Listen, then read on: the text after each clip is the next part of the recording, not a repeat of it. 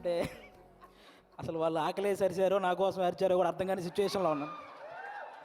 First time mic మన దాకా రావడం అంటే ఆల్మోస్ట్ తిరుపతి వెంకటేశ్వర స్వామిని చూసినంత ఆనందంగా ఉంది నాకు. సీరియస్, నేను జబర్దస్త్ స్టేజ్ మీదకి రావడానికి కూడా చాలా తక్కువ టైం పట్టింది, కానీ ఈరోజు ఈ స్టేజ్ మీదకి రావడానికి నిజంగా చాలా ఎక్కువ టైం పట్టింది. ఒక టైంలో ఇలా అందరూ మాట్లాడుకుంటూ పోతే ఆగస్టు 9th వచ్చేస్తుందేమో అని సందేహం కూడా వచ్చింది. చిన్న సందేహం కూడా వచ్చింది నాకు నిజంగా. అసలు బేసిక్గా ఈ ఈవెంట్కి నేను ఇంకా కొంచెం ముందే రావాలి. దారిలోనే ఈ ఈవెంట్ చూసుకుంటూ వస్తున్నా, ఈలోపు వాడెవడో సుమగారికి లవ్ యూ చెప్పాడు. మాదాపూర్ వెళ్ళాల్సిన వాడిని అటు మణికొండ వెళ్ళి తిరిగి మళ్ళీ రివర్స్ అయ్యి వచ్చారు. ఎందుకంటే రాజీవ్ కనకాల గారే ధైర్యం చేయరు సుమగారికి చెప్పడానికి, అలాంటిది అతను ధైర్యం చేశాడు. అది సీరియస్గా సాహసం అనే చెప్పాలి అది. ఓకే, ఈ సినిమా నువ్వా వద్దు చాలు, మళ్ళీ చెప్తావేంటి? ఓకే, ఈ సినిమాలో నేను చేయలేదు. ఈరోజు ఈ ఫంక్షన్కి రావడానికి ఒకే ఒక్క రీజన్, మా నాగబాబు గారు అమ్మాయి ప్రొడ్యూస్ చేసింది కాబట్టి ఈరోజు ఇక్కడికి రావడం జరిగింది అంతే. అంటే ఆయన తన తమ్ముడు కళ్యాణ్ గారి గురించి తప్ప తన గురించి ఏమాత్రం ఆలోచించుకోకుండా నిస్వార్థంగా పనిచేసి తన తమ్ముడు సక్సెస్లో ఆయన కూడా భాగమైన మా నాగబాబు గారు అమ్మాయి ప్రొడ్యూసర్గా చేశారు కాబట్టి ఈరోజు ఇక్కడికి రావడం జరిగింది. అంటే మెగా ఫ్యామిలీ అనగానే వాళ్ళని చూస్తే చాలు అనే ఫీల్ ఉన్న మాలాంటి చిన్న చిన్న ఆర్టిస్టులకి నాగబాబు గారు మా అమ్మలందరినీ దగ్గర కూర్చోబెట్టుకొని ఆయన చేతులతో అన్నం కలిపి తినిపించిన రోజులు ఉన్నాయి. అలాంటి మా నాగబాబు గారు అమ్మాయి ప్రొడ్యూసర్గా చేసింది కాబట్టి ఈరోజు ఇక్కడికి రావడం జరిగింది.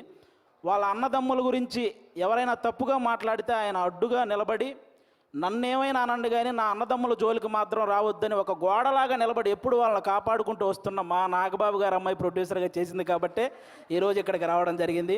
అంటే ఎప్పుడు అన్నయ్య మంచితనం, తమ్ముడు మంచితనం ఇవే మాట్లాడుకుంటూ ఉంటాం, కానీ వాళ్ళని మాకు ఇంత దగ్గరగా చేసిన మా నాగబాబు గారి మంచితనం కూడా మీ అందరికీ తెలియాలి, అందుకే ఈరోజు ఇది చెప్తున్నాను అనమాట. ఇంకా మీ అందరికీ తెలుసు, నిహారిక గారు ఇప్పుడు కాదు ఒక 10 years బ్యాక్ మీకు ఒక స్కిట్ చేశారు, డి వర్సెస్ జబర్దస్త్ అని. అందులో నాగబాబు గారి క్యారెక్టర్ చేశారు నిహారిక గారు.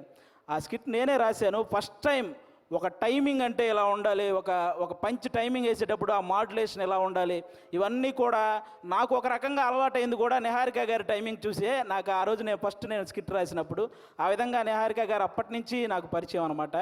అంటే నిహారిక గారు వాళ్ళ పెదనాన్నగారిలాగే కొత్త టాలెంట్ని ఎంకరేజ్ చేసే గుణం ఉంది, వాళ్ళ బాబాయ్ గారిలాగే అనుకున్నది సాధించే గుణం ఉంది, అలాగే వాళ్ళ నాన్నగారిలాగే ఎంత కష్టం వచ్చినా సరే నవ్వుతూ ముందుకెళ్ళే గుణం ఉంది. ఈ 3 కలిపి ఉంది కాబట్టి ఈరోజు ఇలాంటి సినిమా తీయగలిగింది. అంటే ఇంకో విషయం, వాళ్ళ బాబాయ్ గారిలాగే ట్రెండ్ ఫాలో అయ్యే టైప్ కాదు, ట్రెండ్ సెట్ చేసే టైప్. అందుకే 11 మంది హీరోలను పెట్టి ఒక సినిమా అంటే ఖచ్చితంగా ట్రెండ్ సెట్ చేసినట్టే, అవునా? 11 మంది హీరోలు అంటే ఇప్పుడు రీసెంట్గా మన 11 మంది క్రికెటర్లు మన దేశానికి వరల్డ్ కప్ తెచ్చినట్టు ఈ 11 మంది హీరోలు మా నిహారిక గారికి మంచి విజయాన్ని అందించాలని మనస్ఫూర్తిగా కోరుకుంటున్నాను. మనకు 11 అంటే చాలా గుర్తొస్తాయి, కానీ ఈ సినిమా తర్వాత 11 అంటే ఈ 11 మందే గుర్తొస్తారు. అదైతే నేను నమ్ముతున్నాను. కాబట్టి అంటే ప్రతి ఊర్లో ఒక కమిటీ ఉంటుంది, ఆ కమిటీలో కుర్రాళ్ళు ఉంటారు. బేసిక్గా సమస్యను క్రియేట్ చేసేది వాళ్ళే, సమస్యను సాల్వ్ చేసేది వాళ్ళే, అలాంటి కుర్రాళ్ళు అనమాట. అలా ప్రతి ఊర్లో ఉంటారు కాబట్టి ఈ కమిటీ కుర్రాళ్ళంతా మీరంతా ఒక్కసారి మీ ఊరోళ్ళందరికీ కూడా ఈ కమిటీ కుర్రాళ్ళు సినిమా చూపించాలని మనస్ఫూర్తిగా కోరుకుంటున్నాను. ఎందుకంటే ట్రైలర్ చూస్తే అర్థమవుతుంది, మీరందరూ ఈ సినిమా చూసినప్పుడు మేము కూడా ఇలా చేసేవాళ్ళం కదా అని గుర్తు చేసే క్యారెక్టర్లు ఉన్నాయి, మేము ఇలా ఎందుకు చేసాం అని ఆలోచింపజేసే క్యారెక్టర్లు ఉన్నాయి, ఇక నుంచి ఇలా చేద్దాం అని అనుసరించే క్యారెక్టర్లు కూడా ఉన్నాయి అనిపిస్తుంది ఈ సినిమాలో. కాబట్టి మీరందరూ కూడా ఈ కమిటీ కుర్రాళ్ళ సినిమా, మీ ఊర్లో ఉన్న కమిటీ కుర్రాళ్ళందరూ ప్రతి ఊరు వాళ్ళని తీసుకెళ్ళి ఈ సినిమా చూడాలని మనస్ఫూర్తిగా కోరుకుంటున్నాను.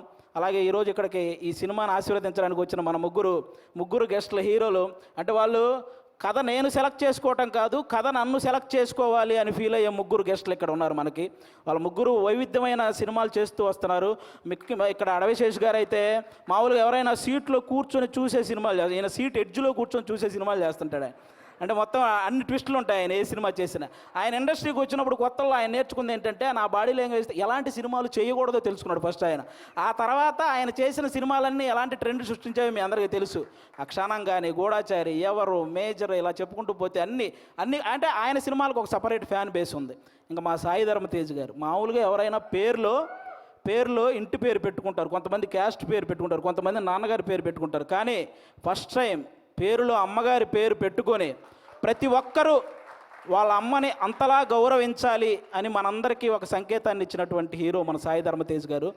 అంతేకాదు రీసెంట్గా ఒక ఓల్డ్ ఆర్టిస్ట్ మన పావలా శ్యామల గారు ఇబ్బందుల్లో ఉంటే ఆవిడకి 5 లక్షల సహాయం చేశారు మన సాయి ధర్మ తేజ్ గారు.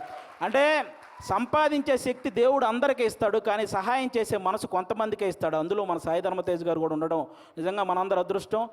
అంతేకాకుండా రీసెంట్గానే అంటే తండ్రికి కూతురికి కూడా తప్పుడు సంకేతాలు చూపిస్తూ చేసిన ఒక వీడియో మీద మొట్టమొదట స్పందించిన హీరో మన సాయి ధర్మ తేజ్. ఈరోజు సోషల్ మీడియాలో ఈ అమ్మల్ని తిట్టేవాళ్ళు, అక్కల్ని తిట్టేవాళ్ళు తగ్గుతూ వస్తున్నారంటే దానికి రీజన్ మన సాయి ధర్మ తేజ్ గారు తీసుకున్న ఆ రోజు డెసిషన్ అనమాట. అలా ఆ సాయి ధర్మ తేజ్ గారు కానీ ఇంకా మా వరుణ్ తేజ్ గారు, మా నాగబాబు గారు అబ్బాయి. అంటే నేను తొలి ప్రేమ సినిమా ఫస్ట్ నాకు తొలి ప్రేమ సినిమా ద్వారానే సినిమాల్లో ఒక సక్సెస్ వచ్చింది. అది తీసిన డైరెక్టర్ కూడా ఇక్కడే ఉన్నారు, వెంకటేశ్వరి గారు. అంటే ఆయన కూడా మెగా ఫ్యామిలీ నుంచి వచ్చిన ఒక హీరో అన్న గర్వం ఎక్కడా ఉండదు మా వరుణ్ తేజ్ గారికి. చిరంజీవి గారు లాగే వైవిధ్యమైన కథలను ఎంచుకుంటూ వెళ్తుంటారు. అంటే అప్పట్లో చిరంజీవి గారు రుద్రవీణ చేశారు, గ్యాంగ్ లీడర్ లాంటి సినిమా చేశారు, అలాగే చంటబ్బాయి లాంటి కామెడీ సినిమా చేశారు, ఆపద్ బాంధవ్ లాంటి ఒక ప్రయోగమైన సినిమా చేశారు.